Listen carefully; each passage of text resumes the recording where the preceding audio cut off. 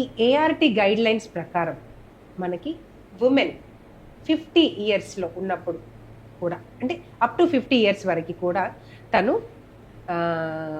Plan చేయొచ్చు. ఆ right ఉంది ఉమెన్కి ఏఆర్టీ గైడ్ లైన్స్ ప్రకారం. మేల్కి వచ్చేసి 55 years. So male age 55 years, women age 50 years ఉన్నప్పుడు వారికి రైట్ ఉంది. అంటే కన్సీవ్ అవ్వడానికి, వారి మాతృత్వం పొందడానికి రైట్ ఉంది. కాబట్టి వారు కన్సల్ట్ చేసినప్పుడు ఖచ్చితంగా మనం సజెస్ట్ చేయాల్సిందే. సో వారి గల కండిషన్స్ ఎలా ఉన్నాయి, ఒకవేళ ఉమెన్ ఏజ్ ఎక్కువ ఉన్నప్పుడు, ఎగ్ రిజర్వ్ తగ్గిపోయినప్పుడు డోనార్ ఆప్షన్స్ ఇస్తాం.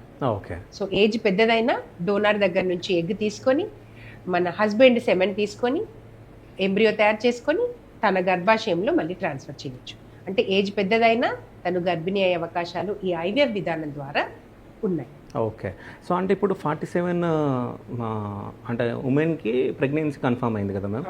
అంటే 16 ఇయర్స్ గర్ల్కి, సో ఈ 47 ఇయర్స్ ఉన్న ఉమెన్కి, సో అంటే వీళ్ళ ఎగ్ కౌంట్ డిఫరెన్స్ ఏముంటుంది వీళ్ళిద్దరిలో?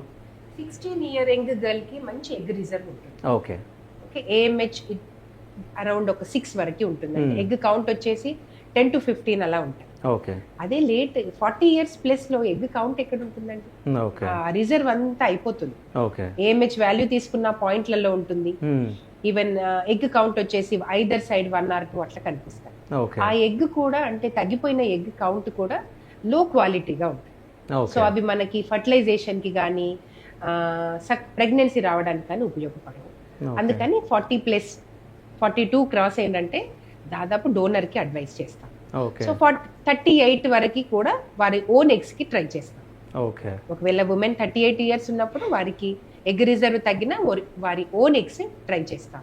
అంటే ఒకసారి ఇంజెక్షన్స్ ఇచ్చి ఎగ్ పూలింగ్ చేస్తాము, అంటే ఇంకొకసారి కూడా ఇంజెక్షన్స్ ఇచ్చి మరొకసారి ఎగ్ పికప్ చేసి ఎంబ్రియో పూలింగ్ చేసి వారి స్వంత ఎంబ్రియోని తయారు చేయడానికి ట్రై చేస్తాం.